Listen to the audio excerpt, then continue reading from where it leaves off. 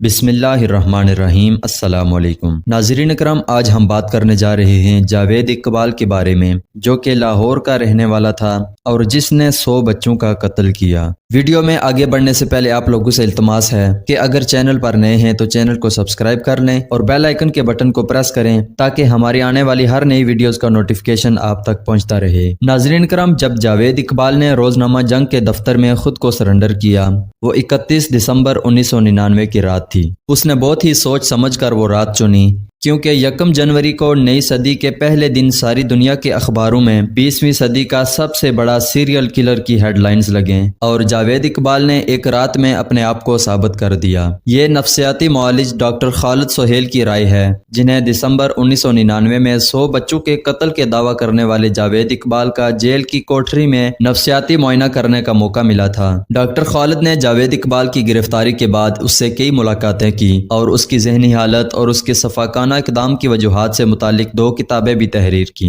لاہور کے علاقے راوی روڈ کا رہائشی جاوید اقبال ایک بے ضرر شخص دکھائی دیتے تھے، تاہم 31 دسمبر 1999 کو اس نے روزنامہ جنگ کو لکھے گئے خط میں 100 بچوں کو قتل کر کے ان کے جسم کے ٹکڑے تیزاب میں ڈالنے کا دعویٰ کیا تھا۔ خط کے ساتھ درجنوں بچوں کی تصاویر بھی تھیں، جن کے پیچھے ان کے نام اور پتے درج تھے۔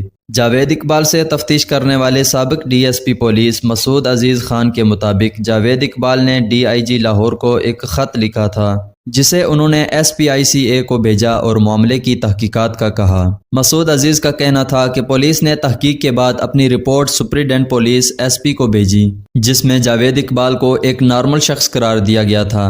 مسعود عزیز کے بقول جب جاوید اقبال کو چھوڑ دیا گیا تو اس نے وہی خط روزنامہ جنگ کو ارسال کر دیا۔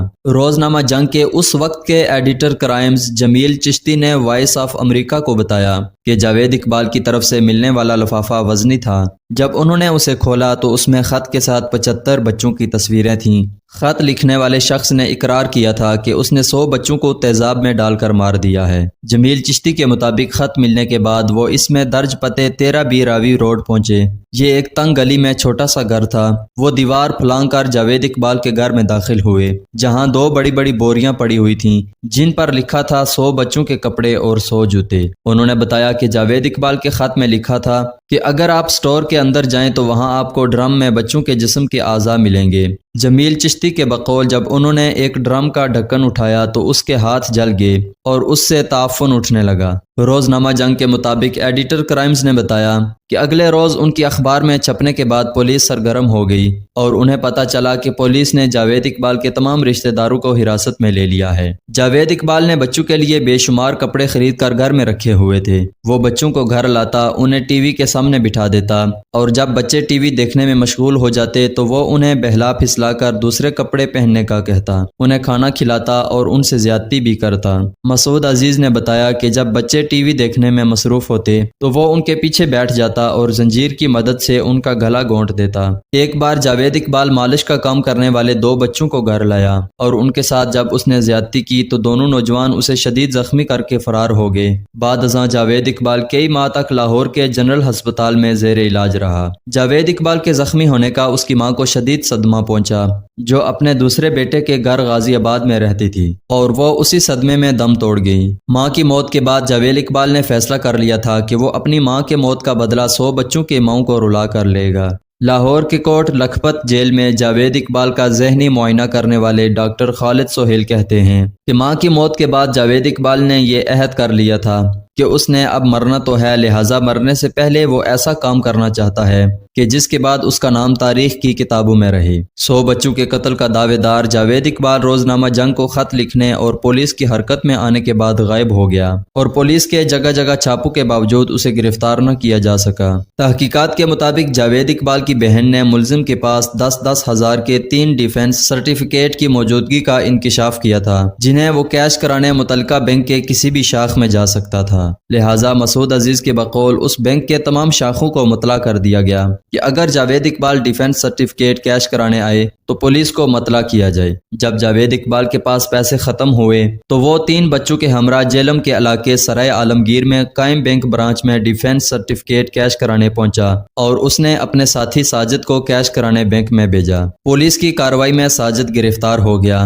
لیکن جاوید اقبال وہاں سے فرار ہونے میں کامیاب ہو گیا۔ ساجد نے گرفتاری کے بعد انہیں بتایا تھا کہ جاوید اقبال یہ فیصلہ کر چکا ہے کہ وہ میڈیا کو ایک انٹرویو دینے کے بعد سیانائڈ زہر کھا کر اپنی زندگی کا خاتمہ کر دے گا۔ جاوید اقبال کے روزنامہ جنگ کے دفتر پہنچنے کے بعد غیر ملکی میڈیا دفتر کے باہر تھا اور پولیس کے علاوہ فوج بھی جاوید اقبال کی گرفتاری کے لیے پہنچ چکی تھی۔ لاہور کی عدالت میں جاوید اقبال پر مقدمہ چلایا گیا اور جج جسٹس اللہ بخش رانجھا نے جرم ثابت ہونے پر مجرم کو سیکشن 302 APCC کے مطابق سزائے موت دینے کا حکم دیا۔ سزا کے علاوہ مجرم کی لاش کے 100 ٹکڑوں کو اسی تیزاب کے فارمولے میں ڈالنے کی ہدایت کی۔ سابق ایڈیشنل اینڈ سیشن جج اللہ بخش رانجھا کا وائس آف امریکہ سے گفتگو میں کہنا تھا کہ جس وقت جاوید اقبال کا مقدمہ چلا اس وقت ملک کی فضا بڑی مختلف تھی۔ ملک میں فوجی حکومت تھی اور اس وقت کی اخباریں جاوید اقبال کی خبروں سے متعلق بھری پڑی تھیں۔ اللہ بخش رانجھا کے مطابق 100 سے زائد گواہوں کے بیانات لے کر کم سے کم وقت میں اس کیس کا فیصلہ سنایا گیا،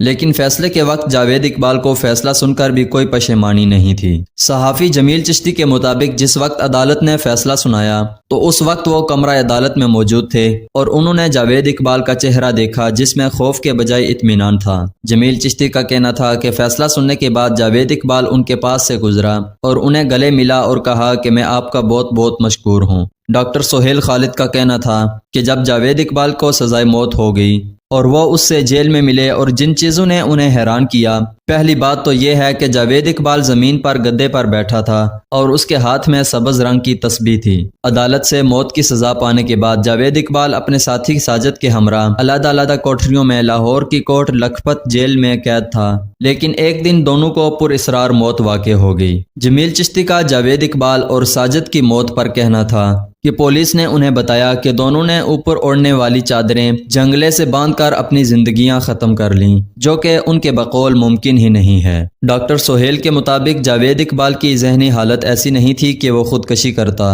ان کے بقول جس کمرے میں جاوید اقبال قید تھا اس کی چھت 20 سے 25 فٹ اونچی تھی اور وہاں پھندا لگا کر خودکشی کرنا ممکن نہیں تھا۔